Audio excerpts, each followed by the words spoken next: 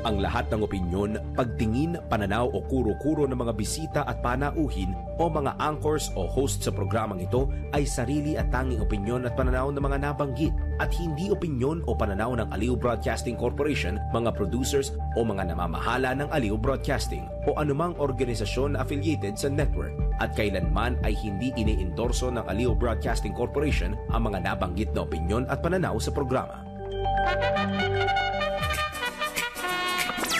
Narito na ang inyong hinihintay. Ang programang magpapakita ng di nakikita. Ang nakatago ay ilalabas niya. Yes, yo! Topa Show! Programang maraming ilalantad na mga sorpresa. Yes, yo! Topa Show! At ngayon, narito na po sila. Ang mga kwento niyang ating mapapakinggan. Si Mr. Yes, Yes, Yo, Attorney Ferdy Topacio. Yes, yo! Topa Show! Yes, yo, Topacio. Sa ngalan pa rin ni Atty. Ferdy Topacio. Ako po si Miss Juvie de Guzman. Antabayanan natin yung partner natin, ha. Baka ho makalusot, ayan. Alam nyo, ngayong panahon na to, talagang hindi na ho natin mawari ang panahon. Talagang grabe na to, di ba guys? Alam nyo naman, no, lahat po tayo ay nagtataka sa climate change na to. At sabi nga po nila, pero nakakalungkot pag sinasabing bagong Pilipinas. Kasi puro na lang problema ang inaabot po ng bansa daw. Kaya po, sabi ko nga, alam nyo ho, kahit noon, hindi naman ho talaga nagbabago, no? Noon kasi may problema pa rin tayo sa typhoon, may problema tayo sa ating mga baha-baha, no? Kahit saang parte ng Pilipinas ay talaga pong may problema tayo sa pagbabaha, no? Yan ho ang nakakalungkot. At ngayon ho, Pecha, tandaan ho natin, 22 ng Hulyo 2025 at ang oras po alas 11:03 ng umaga. Yan. Bagamat mga kaibigan, sabi nga, rain or shine, kailangan nandito po tayo. Sa ngalan po yan ni Atty. Ferdy Topacio. Alam niyo naman, tayo po ay talagang matinik na idolo natin yan si Atty. Topacio. At talagang marami hong dapat talagang usapin na pinag-uusapan. Una, etong matinding pagbaha ay dulot po yan ng, sabi nga po, ito po yung dulot ng mga walang habas sa pagtatapon ng basura. Hindi po gobyerno po may problema talaga dyan. Tayo rin, no? Tayong mga mamamayan. Isipin po natin, kung tayo po ay laging ganito, hindi ba tayo nagsasawa, no? Siguro, ito na nga yung pag-usapan natin, paano tayo makakabawas sa problema ng bansa. Alam nyo, sa totoo lang, ang dami ko na hong suggestion na ipinaabot natin sa mga gumagawa ng batas, lalong-lalo na kung bawat barangay, man lang, no, o kaya naman bawat lungsod, ay meron tayong machine. Alam niyo ba yung machine na tinatawag po na dumudurog ng lahat ng klase ng basura? At ito po hindi na po kailangang itapon to. Iniipon po ito sa isang lugar na gagawin po minsan, ginagawa nilang hollow blocks. 'Di ba? Marami hong magagawa ho talaga at sa ibang bansa po ginagawa po ito. Ito po yung dapat natin pagtuunan ng pansin. Total, marami naman ho tayong budget, di ho ba? Marami tayong ipinamimigay na mga budget sa kaliwat kanan dyan. Yung budget na sinasabi nila ay tulong daw. Pero ang pagtulungan ho natin, paano natin ma-resolve ang bahang ito na kung saan pati mayayamang lugar, dati yung mayayamang lugar na pinupuntahan ko, hindi binabahayan Lalo na dito sa White Plains. Alam niyo ba, dyan sa White Plains, never kong nakitang binahayan. Pero ngayon, maraming beses ko nang nakitang binabaha. Ang hindi ko lang maintindihan, nasa saan yung mga tao na matatalino, di ba? Na naghahanap ng solusyon sa problema. Ito po ating tayo naman po ay hindi nagmamagaling, pero ang point ko lang po dito ay gisingin natin yung mga kababayan natin. Nakakaawa po yung mga negosyante. Sipin ho ninyo negosyante sila pero yung harap nila bahang-baha, di ba? Halos hindi ho makatawid yung mga tao na gustong pumunta sa kanila. Nasaan yung mga residente? Ang yayaman, ang lalaki ng mga bahay, di ba? Obviously, mga milyonaryo tong mga nakatira dito. Pero bakit walang kumikilos para sa kanila kung sila po ay may mga tao, di ba? Ang atin lang naman po, kung kayo po'y may mga tao, siguro it's about time, pakilusin nyo na po yung mga tauhan ninyo, kahit ano pa ho yung ginagawa nila. Kasi ho, ito yung panahon ng tulungan, hindi po ng siraan, no? Tulungan po tayo kung ano man yung nakikita natin na abala sa lansangan, di ho ba? Yung mga kababayan natin na dumadaan din dyan, isa rin kayo, dapat tumulong din po kayo. Ay daan lang kayo ng daan, di mo kayo nakakatulong, di ba? Mas maganda, maging bahagi rin tayo ng pagtulong. Alam nyo ho, nakakasawa ng pakinggan na araw-araw na ginawa ng Diyos ay puro na lang problema ang naihahayag sa ating mga balita. Ito naman po ay kung pwede lang naman. Ngayon, kung sa tingin nyo ay mali ako, okay lang po yon. Ibas nyo ho ako. Ganun ho talaga ang buhay namin, no? Huwag ho kayong matuwa sa akin. Magalit ho kayo sa akin kasi nagmamarunong ako. Pero ang sa akin lang, ito po'y sarili ko pong opinion na kung saan ako po ay bahagi ng araw-araw na biyahe, no? Sa kalsada, sumasakay po ako ng public vehicle. Napakarami ko hong karanasan dyan sa bahang yan. At yung pagbaha na yan, ay kahit naman sino, hindi ho gusto. Can you imagine? Ang mga empleyado ng publiko o pribadong opisina, hindi ho nakakapasok yan, lalo na kung bahang-baha. Bakit? Kawawa ho sila. Pag hindi sila nakapasok, no work, no pay. Yun ho ang kawawa. Kasi di ba gusto nilang pumasok, maiipit sila sa gitna ng daan, wala silang masakyan, nababasa sila ng ulan. Maawa naman po tayo. Ito na ho yung pagkakataon, magkaisa tayo. Ngayon, ito ho mga machine na sinasabi ko, it's about time mga barangay chairman, bumili na po kayo ng machine. Gamitin niyo po yung mga pondo ninyo na tinatanggap po ninyo taon-taon dyan sa inyong barangay. Actually, marami pala akong nalaman na marami hong barangay natin ang may pondo pero hindi lahat ginagamit. Saan ho napupunta yon? Yan po ay naikwento lang po sa akin ng dating DILG Secretary Martin Dino nung siya po'y nabubuhay pa. At nakakalungkot naman po kung meron po kayong budget. Ngayon na po ang pagkakataon na ipakita ninyo bilang isang barangay chairman kayo na malapit na ho ang eleksyon, di ba? Pakita nyo ho ang magandang magagawa ho ninyo. Kaya ako, i-congratulate ko po ang nadaanan ko, no? Talagang ginawa ang paraan. Ito pong Barangay Commonwealth ngayon. Kumilos na ho yan. Congratulations sa inyo. Kapitan Manuel ko. Manny ko. Hindi ko man ho kayo kilala ng personal pero nakita ko po, nagtrabaho kayo, gumawa kayo ng scheme na hindi na ho magkahetot-hetot ang mga sasakyan, guys. Ito ho, napakalaking bagay. Hindi na ho salubungan. Gumawa siya ng one-way scheme kung saan napapabilis na ho ang daloy ng trapiko. Can you imagine? Pati yung mga taga Rizal dumadaan ho dyan sa lugar ng Commonwealth Avenue. Lahat ho, marami hong sasakyan ang hindi ho makontrol. Kaya ho, itong barangay na to, congratulations, dahil hoping na maisama natin kayo dito. Magkaroon tayo ng, alam nyo, ito yung best practice ngayon Kayong mga barangay, ito yung pagkakataong ipagmalaki ninyo. Ano ang ginagawa niyo sa barangay nyo?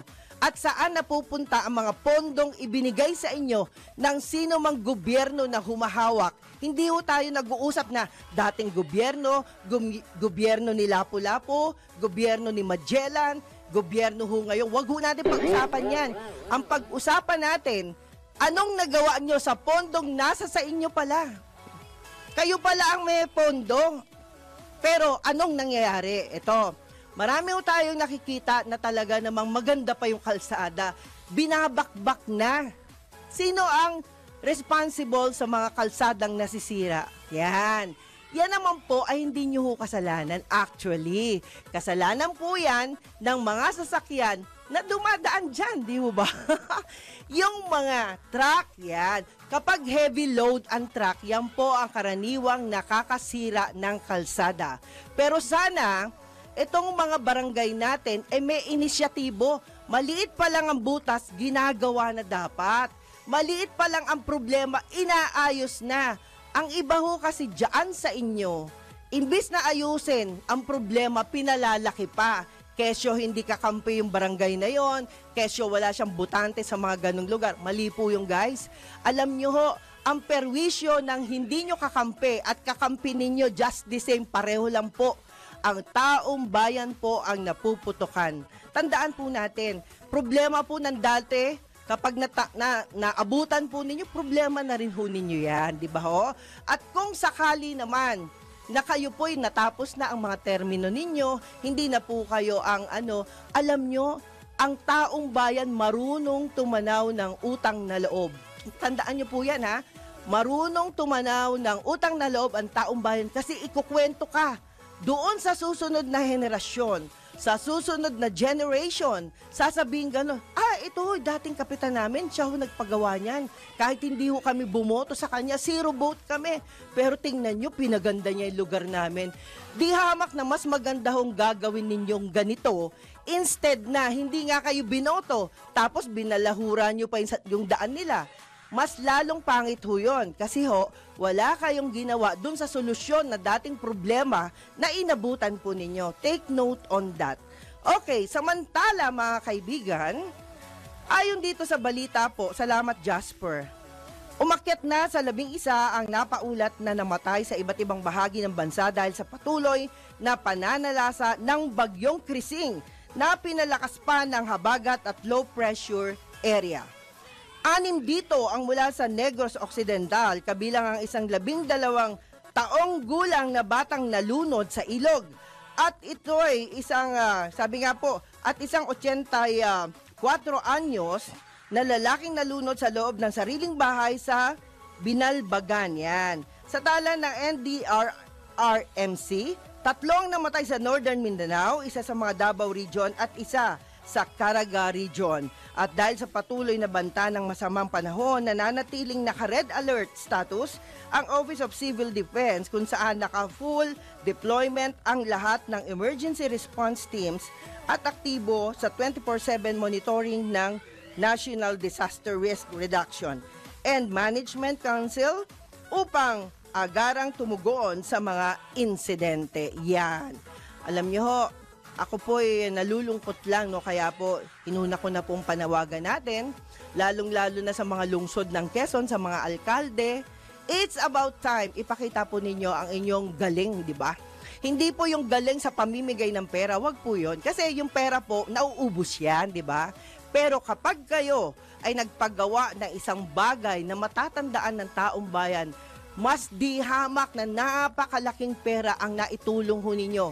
Kasi sila po'y makapaghahanap buhay, sila po'y hindi mapeperwisyo, sila po'y magkakaroon ng magandang paligid. Alam niyo po ba, nung araw kasi, uso ang Green Revolution. Yan. Ang Green Revolution po, para dun sa mga hindi nakakaalam, ito po'y paligsahan ng mga estudyante mula elementary, high school, yan, na kami po nung araw ay talaga namang paramihan ng halamang maitatanim.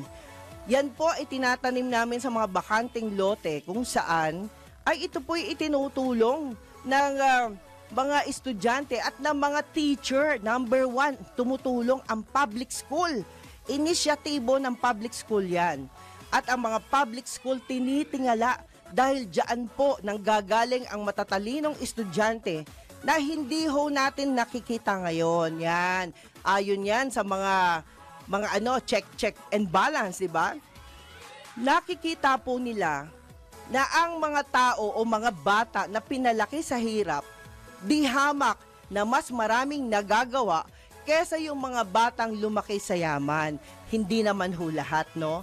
But, mas napapansin po ang mga laking hirap dahil sila po ay nagpapakita ng sipag, tiyaga, at pagmamahal sa bayan. Tandaan ho natin yan. Nagmamahal po ang mga batang mahihirap. Ngayon ho, malalaki na ho sila. At yung iba dyan, nagiging somebody pa, di ba? Alam nyo ho mga kaibigan, tayo naman po ay observant, no? Ako po hindi ho ako, sabi nga sa inyo, hanggang ngayon, ganun pa rin ako, hindi ako umasenso. Pero, ang feeling ko, mayaman ako dahil ang dami kong mayayamang kaibigan. Alam nyo, yung magkaroon ka lang ng mayayamang kaibigan na may talino, may sipag, siguro napakalaking bagay na ho para sa akin yun, no? Marami ako nagiging kaibigan na ngayon po ay mga nandiyan dyan sa pwesto, no? Hindi ko po inasam yan. Kahit kaibigan ko sila hanggang dun lang. Pero alam nyo po, gawin natin, ibalik natin yung dating nangyayari noon. I-research po ninyo, ano ang mga ginagawa ng mga elementary, high school students noon. At makikita po ninyo, kahit yung mga high school students, makikita po ninyo kung gaano sila katyaga, kasipag magtanim. At yung iba niyan, sabi nga natin talagang hindi ho natin maiwasan. Marami ho talagang nagiging malaking problema ukol ho dito sa iba't ibang bagay. Pero, hi! Kala ko, si congressman, ninervous ako. Anyway, ang akin lang naman po mga kaibigan, no? Ito isang paalala lamang na marami pa hong buhay ngayon na nagbigay ng karangalan sa ating bansa. Sa panahon ho ngayon wala akong masyadong naririnig Pero noong araw, talaga namang number 1 ang mga galing sa public school. Noong araw po, wala po akong nakikitang estudyante sa UP na mayayaman. Nung ako po'y dumalaw dyan, Diyos ko po guys, nakakahiyang isipin na ang yayaman na pala ng mga estudyante dyan, na noon, ang sabi po nila, ang pamantasan ng Pilipinas o Universidad ng Pilipinas ay para sa mga mahihirap lamang. Ito'y para sa mga matatalinong mahihirap na walang kakayanan magpaaral. Ito po ay para sa mga batang matatalino na nagsusumikap kahit walang pera. Binibigyan po sila ng pagkakataong makapag-aral dyan. Pero ngayon, wow! Alam nyo ba guys, nakakalungkot. Masaya yung iba dyan dahil mayaman sila, di ba?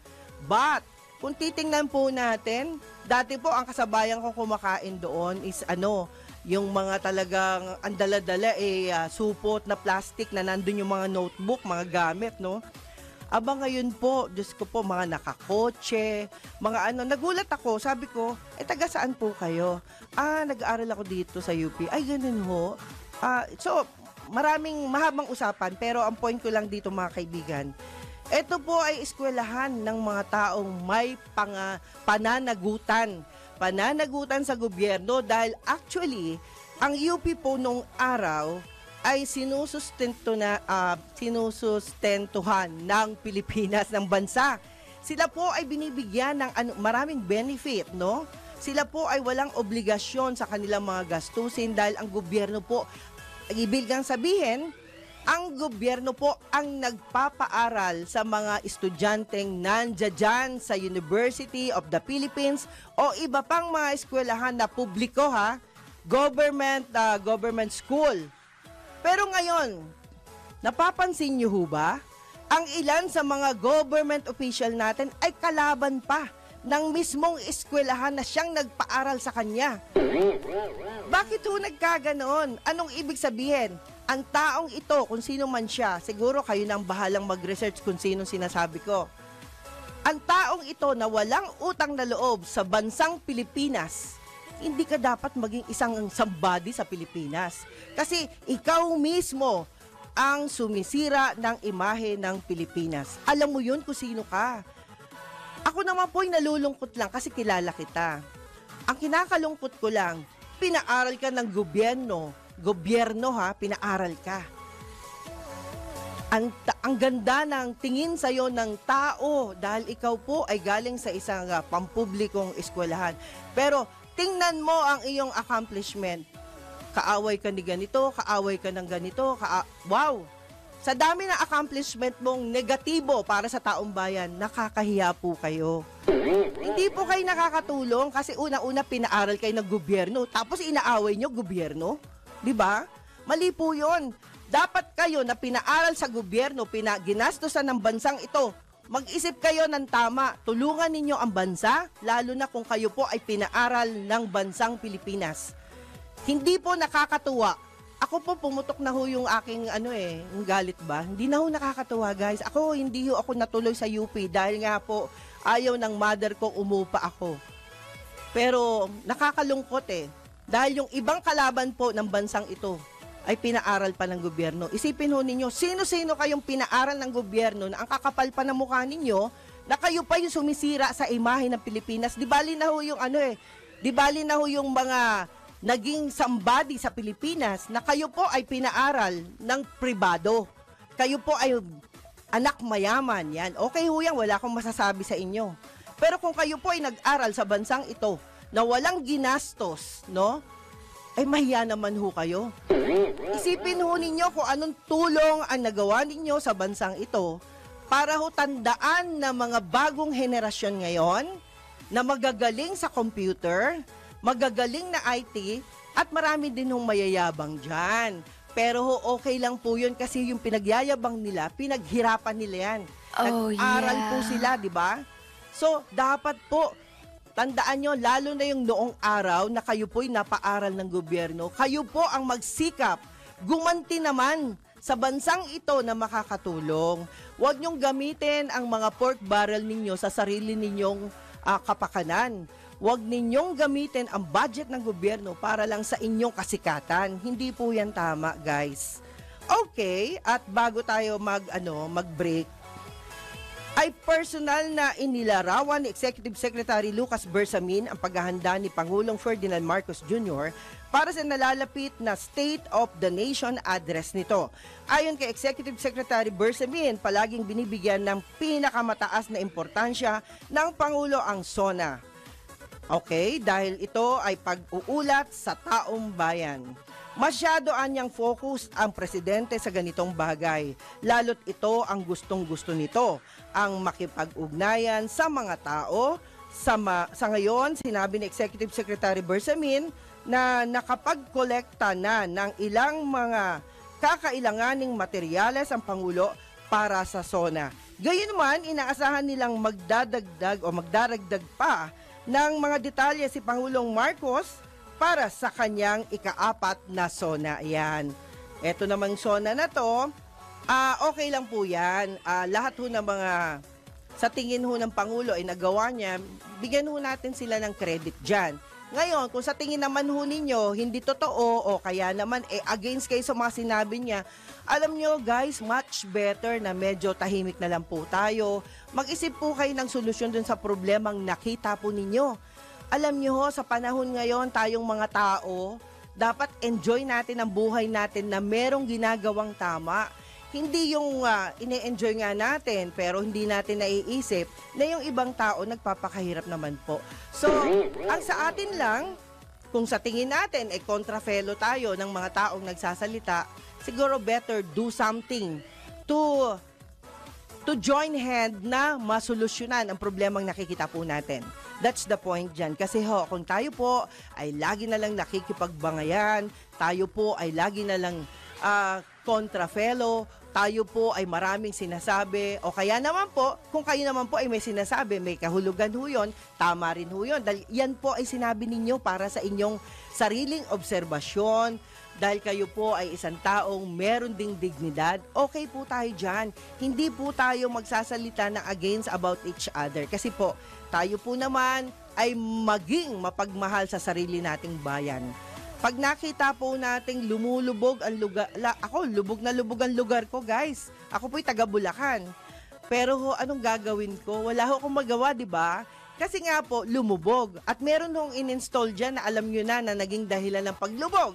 At hindi lang po yan, yung ibang dam dyan ay nagiba, di ba? So sa ganitong paraan, marami hong problemang dumating, solusyonan po natin at gamitin nyo po yung mga perang inilaan sa inyo ng gobyerno. Huwag nyong solohin yan dahil hindi po kayo mabubuhay gamit ang pera ng bayan. Tandaan po natin yan. Okay mga kaibigan, ang oras po. Time check muna tayo. Ayan, Kawiner, salamat. Ang oras po, 11:25 ng umaga. Narito na ang mga tamang balita sa oras na ito. Paglalagay ng posters kahit masama ang panahon, ikinadismaya ni PBBM. Lahat ng SONA preparations suspendido na. Ang detalye mula kay Patrol 13 Gilbert Perdez. Binigyan din Executive Secretary Lucas Bersamin na labis na nadismaya si Pangulong Ferdinand Marcos Jr. matapos makarating sa kanyang report na may ilang tauhan ng pamahalaan na naglalagay ng mga materyales kaugnay sa kanyang nalalapit na SONA o State of the Nation Address sa mga pampublikong lugar sa kabila ng patuloy na pagbaha sa maraming komunidad. Dahil dito'y agad na ipinagutos din ni Pangulong Marcos ang agarang pagsuspende sa lahat ng paghahanda para sa SONA. Kasama sa kautosang ito ang DPWH at iba pang mga ahensyang sangkot sa naturang aktibidad. Iginit ni Bersamin na dapat ito ng lahat ng kaukulang ahensya ng gobyerno ang buong atensyon at pondo sa pagtugon sa epekto ng mga pagbaha at sa pagbibigay ng tulong sa mga apektadong mamamayan. Binigyan din ng Malacanang na ang pangunahing direktiba ng Pangulo ay ang pagtiyak sa kaligtasan at kapakanan ng sambayan ng Pilipino lalo na sa panahon ng krisis. Patron 13, Gilbert Perdes para sa Himpilang May Todong Las, DWIZ. Nagbabalita ng tama, naglilingkod ng tama. DWIZ News Catch Up. News Catch Up. Paninindak ng TODA sa isang ride-hailing app rider. Kinondena ng Commuters Group. Ang detalye ihahatid ni Patrol 38 Jen Patrolya. Mariing kinundina ng Lawyers for Commuter Safety and Protection ang paninindak ng ilang miyembro ng TODA o samahan ng mga tricycle driver laban sa isang motorcycle ride-hailing rider na may kumpirmadong booking.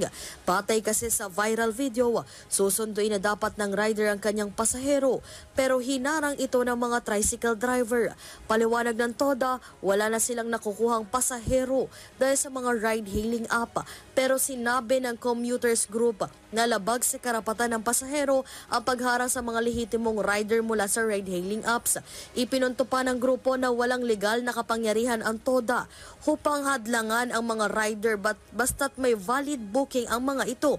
Dagdag pa ng LCSP, maaaring ituring na grave coercion ang pananakot sa rider at pamimilit sa pasahero na huwag gumamit ng app-based transport. Pakinggan at panoorin ang nangyaring alitan sa pagitan ng rider at ng mga tricycle driver. Kulang po. Kami siya nakakabaw sa hanap po namin yan eh. Yung mga movie na nagbuo yan eh. Hindi sir, nagkatrabaho lang po kami kasi binok lang po. Kaya, may TODA rito eh. Kaya nga po, hindi naman po ako may kasalanan sir. Nakano po kasi nakapin po kasi dito. Kailangan po sa sundin. O di mo, dapat hindi namin kasalanan na para kunin yung pasahero. Apuntahin mo na lang dito yung pasahero. Oo, may inaano po kasi pinapapick up po eh. Kasi nagpipick up po kasi dito eh. Kasi may TODA kami dito. May TODA kami dito, nakapila kami. Sir, pag gabi wala naman po rin ng tao eh. Kaya nakakapasok po kami. Doon sa gabi. Wala na po biyahe sa gabi. Hindi sir, ano naman po, trabaho lang po sir. Wala naman yung... Dahil dito nanawagan ng grupo sa mga otoridad na imbestigahan ang insidente at igalang ang karapatan ng mga pasahero. Ako si Patrol 38 Jen Patrolya nag-uulat sa Himpilang May Todong Lakas, DWIZ. Nagbabalita ng tama, naglilingkod ng tama. DWIZ News Catch Up. News Catch Up. Proseso at pasanin ng mga importers mas pinadali ng BOC. Ang detalye mula kay Patrol 24 June Samson. Tiniyak at ibinida ng Bureau of Customs na pinasimple at mas pinahaba na ngayon ang visa ng accreditation ng mga importers sa loob ng 3 taon. Layunin anya nito na mas mapadali ang pagnenegosyo o mga proseso dahil binawasan na ang pasanin o yung obligasyon ng mga importers. Batay sa Customs Administrative Order ay nadagdagan ang bayad sa accreditation mula sa dating 2,000 pesos ay ginawa na itong 5,000 pesos pero ito ay valid o may visa na hanggang 3 taon. Ipinaliwanag ni Customs Commissioner Ariel Nepomuceno na ang mga pagbabagong ito ay para mapahusay ang transparency at mapigilan ang korupsyon sa Bureau. Patrol 24, June Samson. Para sa Himpilang May Todong Lakas, DWIZ, nagbabalita ng tama, naglilingkod ng tama. DWIZ News Catch Up. News Catch Up. At yan ang mga tamang balita sa oras na ito. Mag-follow at subscribe sa lahat ng DWIZ News Digital Channels, Facebook, Instagram, YouTube, TikTok, X, DWIZ News App at DWIZ News website. Ako po si Gia Rafael, nagbabalita ng tama, naglilingkod ng tama. Oras-oras nagbabalita ng tama, naglilingkod ng tama. DWIZ News Catch Up. News Catch Up. Ang balitang ito ay hatid sa inyo ng Arena Plus. Sama-sama sa Arena. Download Arena Plus app now on App Store or visit arenaplus.ph. Yes, yes, yo! Topacio! Si Mr. Yes, Yes, Yo, Attorney Ferdy Topacio. Yes, yes, yo! Topacio! Yahoy! Yes, yes, yo, Topacio! Pasensya na bumaba yung mic natin. Anyway, ang oras po, alas 11:34 ng umaga. Sangalan pa rin po ng ating idol, Attorney Ferdy Topacio. At syempre, for the first time, ngayon lang magbabasa ng mga live chat, mga kaibigan. Thank you so much for watching, Evelyn Verina, Gerald Calzado, good morning, good day. Watching from Talisher Palaka Country. Yehey. Okay. Salamat po.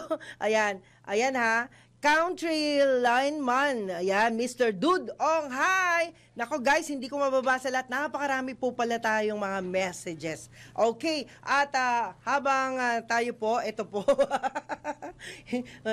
Nahalata. Iba yung height no? Sa height yan. Ayan. Salamat po. Ayan. Salamat kay Wener. Ayan.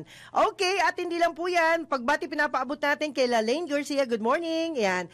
From USA, salamat po Ma'am Lalaine. Gerald Calzado, yahoy, Zoom ulit si Attorney. Yan, Attorney, kung may time ka please. Yan, opo, syempre naman, gustong-gusto natin kausap si Attorney. Marup Bersosa, good morning. Yan, salamat po, good morning din po. Laboy Cancer, kamusta ang lahat ng mga yes, yaw? Okay naman po, sir. Yan. Ron Ricafort, good morning po. Attorney Ferdy Topacio, Miss Juvie de Guzman from Tacloban City. Mabuhay po kayo, Attorney Ferdy Topacio, 2028. Oh, ano yun? Oh, sige, bala kay dyan. May Perez, hello po.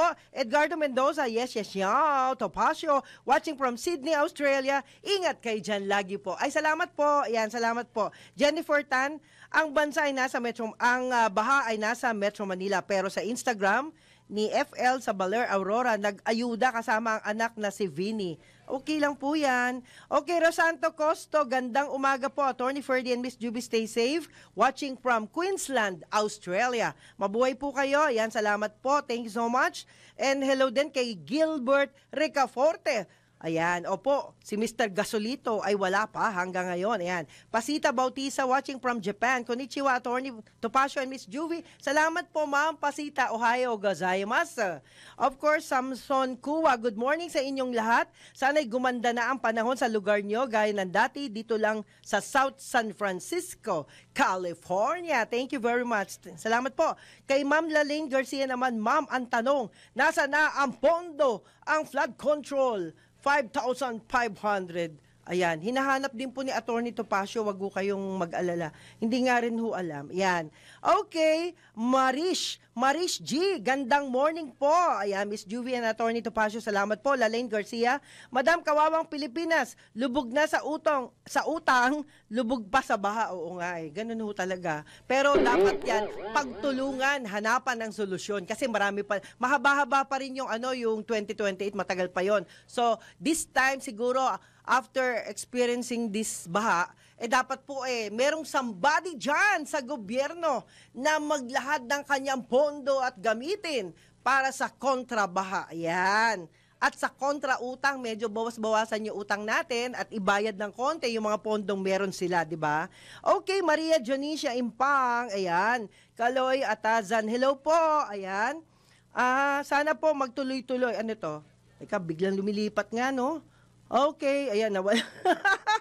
Okay, biglang lumipat lang. Pasensya na, alam nyo naman ako hindi pa ako techie. But anyway, maraming salamat din. Okay, hello po kay Ma'am Linda Reyes. Thank you so much. Hello po, Gregorio Remulta. Yan, hello po, Idol Topacio and Ma'am Juby. Salamat po. Of course, Aurora Bautista, good evening po. Attorney Topacio, evening John. Miss Juby watching from Newcastle, Delaware, USA. Wow, buti pa kayo dyan. Okay, Ray Morse, watching from Pangangan, Calipe, Bohol. Pa-shoutout po kay Antoinette Mordia. Hi, hello po, Antoinette Mordia. Ayan, mabuhay po kayo. Mercy Ojero, hi, salamat po. Thumbs up. Thank you. Gustong-gustong maglahad ng mga palpak na project. O sige po, alam nyo guys, okay lang po yung maglahad kayo ng mga palpak na project kasi hindi po yan lahat nakikita ng ating Pangulo. Ngayon po, ang gagawin po natin, wag naman ho kayo magsalita ng harsh. Alam nyo ho, lahat ho ng tao lang, nasasaktan po. Wag ho yung basta yung harsh magsalita. Kung meron ho kayo nakikitang project na palpak, ipaalam natin sa gobyernong ito, bigyan natin sila ng time, baka check and balance lang po yan. Paminsan-minsan ho, alam nyo naman, ang ating nasa gobyerno, hindi po iisang tao lang. Marami po yan. At yan po sila, ay meron po silang mga ginagawang maaring solusyon para doon sa mga problema. Okay? Okay, yan. Teka, tingnan natin. Ano to? Kasama ba ako dyan? Tanggap muna tayo ng mga reports mula sa labas ng ating himpilan. Ilang biyahe ng PITX Terminal kanselado ngayong araw dahil sa habagat. Report mula kay Patrol 38, Jen Patrolya. Ilang biyahe ng Parañaque Integrated Terminal Exchange ang kanselado ngayong araw dahil sa matinding pagbaha sa NLEX at Bulacan, bunsod ng epekto ng habagat. Kabilang sa mga kinansela na biyahe ay ang Solid North na papuntang Baguio City, Baliwag Transit na papuntang San Jose Baliwag, Victory Liner at Saulog Transit na papuntang Olongapo City at Cavite City, maging ang Modern Jeep na papuntang Tanza, Cavite. Sa ngayon, inaantabayan ng pa ng DWIZ at Aliw Channel 23 kung anong oras magbabalik ang biyahe ng mga bus. Gayun din ang datos ng mga pasaherong na stranded sa PITX Terminal. Batay kasi sa anunsyo ng Pag-asa, nakataas sa red warning ang Metro Manila, Bataan at ilang bahagi ng Cavite, partikular na sa Bacoor, Dasmariñas, Kawit, Noveleta, Imos at General Trias. Ako si Patrol 38, Jen Patrolya, nag-uulat sa himpilang may todong lakas DWIC. Nagbabalita ng tama, naglilingkod ng tama. Kapag may bagong balita, naka-on air, agad-agad, DWIC Patrol Report! Okay, sa pang-report, domestic at international flights apektado ng masamang panahon. Report mula kay Patrol 45, Raul Esperas. Take it away, Kuya.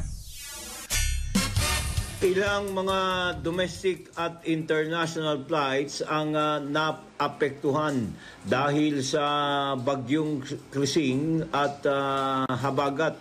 Sangayon sa Civil Aviation Authority of the Philippines, ang international flights ng Cebu Pacific na 5J744 at 5J745 na patungo ng Hanoi at galing ng Hanoi, Vietnam ay kanselado. Gayon din ang 5J747 na galing ng Hanoi pabalik ng Maynila.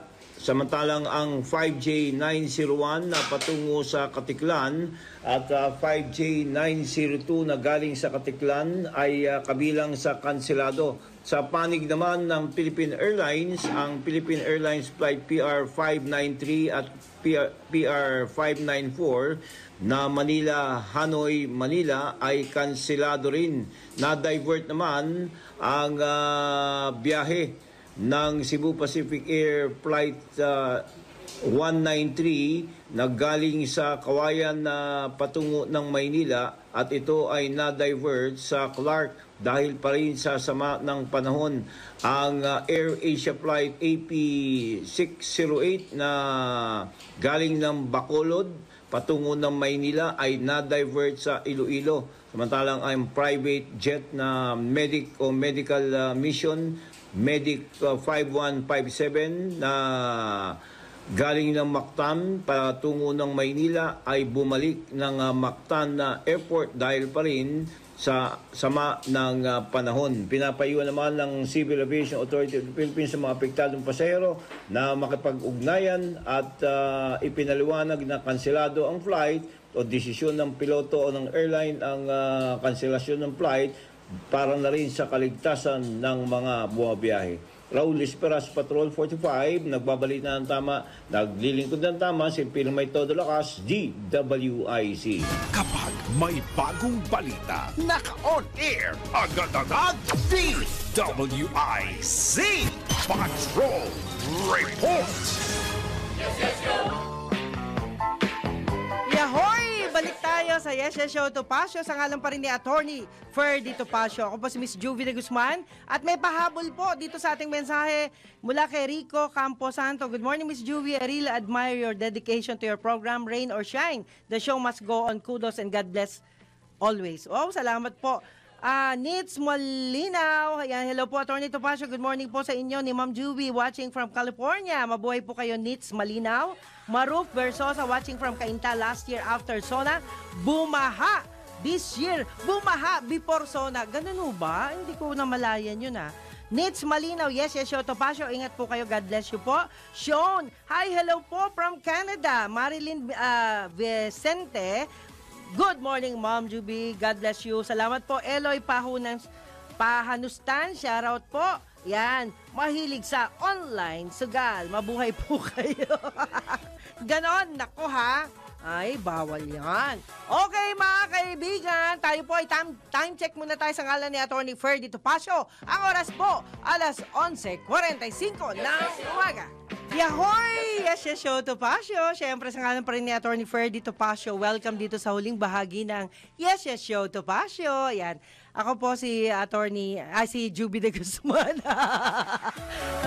Talagang amazed na amazed tayo sa mga abogado talaga. Noong isang araw talagang kamiting ko, puro mga lawyer. Nakakatuwa lang kasi sila po ay mga dati nating mga kaibigan, kakilala. Kaya, ayan, Attorney Paredes, mabuhay po kayo. Matituloy sarili ko na nabansagan ko tuloy. Sorry, guys. Yan, hindi po, lang tayo. Mahilig tayong magsalita ng attorney ngayon.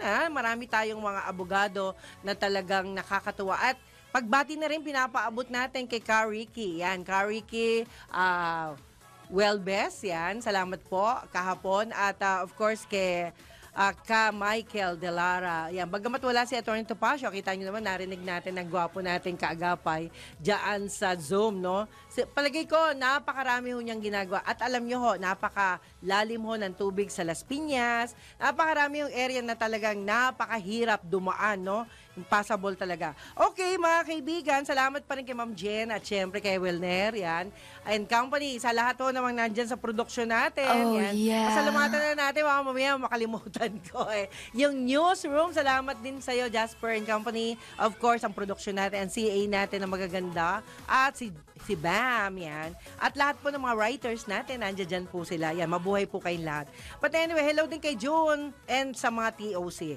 Sa gitna ho ng malakas na pagulan sa ilang bahagi ng bansa, dulot ng habagat at low pressure area, tuloy-tuloy na sa pagbaba ang level o antas ng tubig sa Marikina River dulot ng habagat or low pressure area.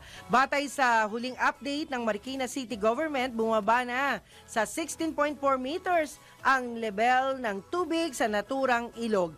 At sa ngayon, nananatiling nakataas ito sa ikalawang alarma na nangangahulugan ng preemptive evacuation o maagang paglikas ng mga residenteng nakatira malapit sa Marikina River.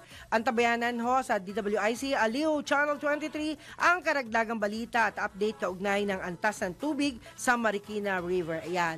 At syempre, i-congratulate natin ang mga bagong mayor, bagong vice mayor, ang mga konseho, lahat ho kayo, binabati ko, alam nyo ho, importante, bagamat kayo ay hindi pare-parehong mga kulay, sana ho magtulungan kayo, pagpakita ho natin na kaya nating solusyonan ang Marikina, no? Sa Marikina ho kasi, yan ho, ang para sa akin ay pinakamagandang lungsod na aking mga madalas daanan, dahil ako'y dati, miyembro po ako ng Chuchi Foundation, yan.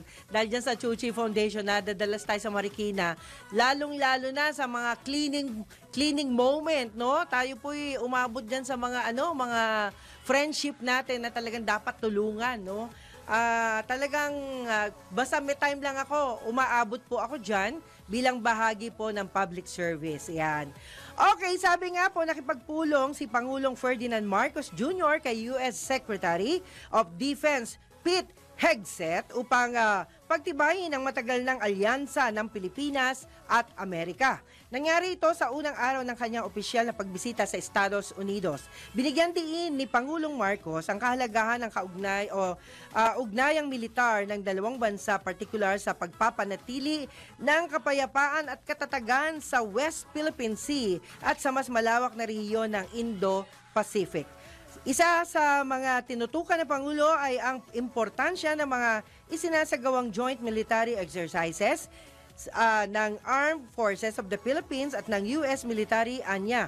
Ito ay mahalagang bahagi ng pagpapalakas sa kakayahan ng bansa sa harap ng mga banta ng seguridad.